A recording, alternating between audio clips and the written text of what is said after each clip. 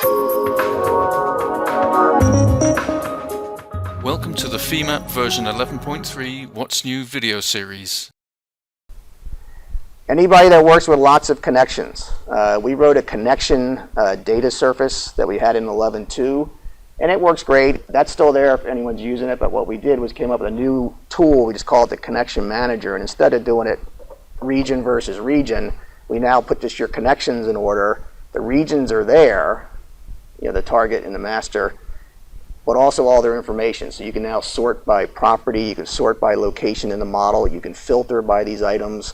So now if you've got a bunch of contact regions and you want to adjust all the ones that are a certain water line in your model, you can now sort by that water line, get just those contact regions, edit them all at once. It's a real nice tool for editing your connections in contact. Element face picking.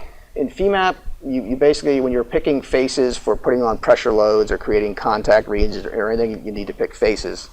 We would ask you first which elements do you want to consider for face picking, and then have you pick the faces. We rewrote this just to streamline it so that if you got something on screen, it just assumes those are the elements you want to pick faces from and not anything else that's not shown. And then you just pick one face and it grabs the connected ones and you're ready to go.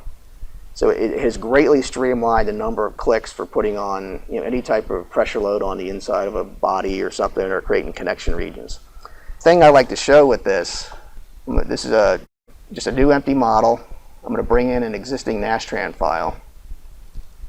And this is just a mesh. There's no geometry, there's nothing. It's just a hex mesh, a bunch of little pieces that form probably a coffee table or something. But together with the draw erase, what I'm going to do, I'm going to go into draw mode right now and pick by element, and I'm going to set this to pick front. So I can quickly now go in here and pick one element in that leg and just go down these 6 legs. And I've picked one element, and our selector also has an add all connected element, so it's going to automatically go out and grab everything in those legs.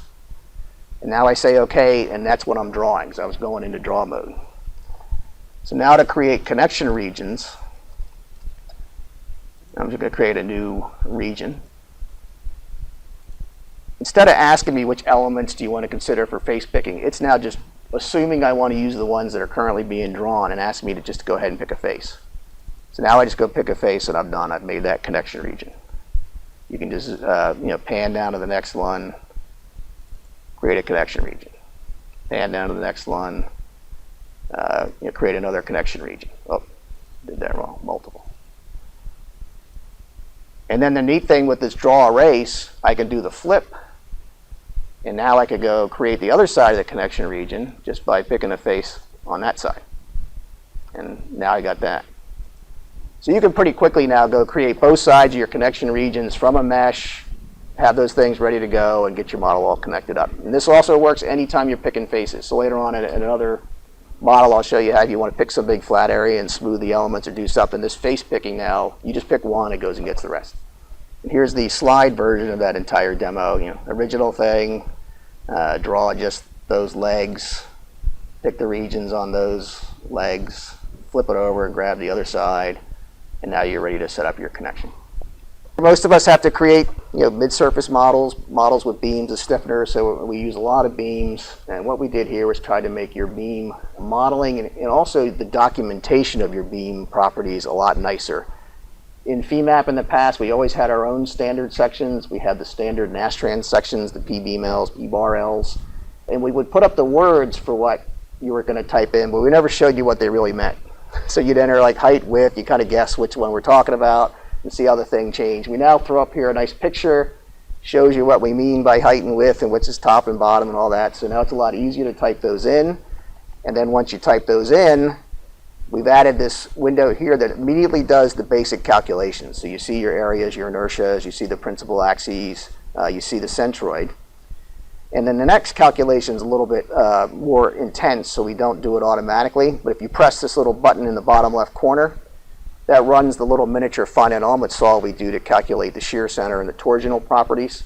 So then once you press that button, it will display the shear center, it will add the torsion properties, and the cross section is pretty much complete. And then since all of us are creating these models that we have to document, there's a nice button you press, copies that entire thing to the clipboard. You go over to Word or wherever your document and drop it in, you get a real nice report of your beam section together with all its properties. And then you can also save it to a file too if you want to just save it out that way. Arbitrary cross section. So that does all the properties and any section, and you can pick like a parasolid surface. You can draw your own surface in Femap and get all these same things. And here's the Nastran standard sections. At least the Femap ones were called height and width. You did have some idea what you were typing in. Nastran just has dimension 1, dimension 2, dimension 3, dimension 4. But now you can see them. This has been a customer request numerous times over the years. We've always had front picking, but front picking was really like a single thing at a time. And front picking is kind of difficult because if you have a million elements in your database, you got to burn through a million elements or come up with some algorithm to do it. Our graphics guy came up with this real neat thing where he keeps off-screen bitmaps with the ID information and burned in every pixel, so that then when you're front picking, all it needs to know is what pixel you're on top of, and it already knows the idea what's in front because it keeps track of the last thing drawn. The caveat here, though, we actually debated calling it pixel picking. The thing to remember that if your element or curve or surface didn't get even a single pixel on screen, so you're zoomed way out on a million element model and there's only 9 pixels, there's only 9 things there to get picked. But once you're zoomed in enough that you can see the things, they're going to get picked. And it is really, really fast. So right now, again, you can turn that on and off if you just want to pick the old way, which a box pick always goes all the way through the model. But if you've got front on, and I'll just do like list model element, it's now it's just as fast, almost no matter how big the model gets, because it's just looking at pixels. The old one would take a long time. The new one now is fast. And now you could also polygon pick and only get the things that were in front, so it doesn't pick anything behind. So it's going to be really handy for, again, pressure loads to anything that you're picking on the outside is something that's going to be pretty handy. And the speed is what's really neat. Small customer requests. The little icon you get for a property in Femap always showed an I-beam as if everybody's model was made out of a million I-beams. We now actually show you if it's a plate or a shear, you get a different little symbol. And if you're using some of the Nastran standard sections, you get the symbol that matches the standard section. And it's not a big thing, but at least it helps you look at something and know that it's a plate. If you're going in, if you're meshing plates, we used to list every property. You could go pick a beam property and it would say, no, you can't mesh with that. No, you can't mesh with that. We only show you the ones that you can mesh with now. So if you're creating beam elements, it only shows you the line properties. If you're meshing with plates, it only shows you the shell properties. If you're meshing with solids, it only shows you the solid properties. There's now a renumber all option. And if you just go in there and say renumber all, okay, it renumbers all, 1 to whatever. But you can control everything individually if you wanted. We have this custom tools, and this is simply, in the Femap directory, there's a folder called API, and inside API there are little basic files or executable files, most of them that we've written or customers have sent us. But here's kind of, there are customizations on top of Femap that are available, and they're right on, they get installed with Femap. If you add one, it immediately becomes available in this menu, but there's a bunch of handy things in here.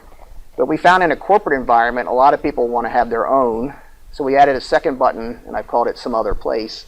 You can now point this to another network directory, so if someone else in the company writes a nice little API that shows the max strain on all composite elements in your model, they can just drop it on that network location. Everybody that's using Femap will see it and start using it.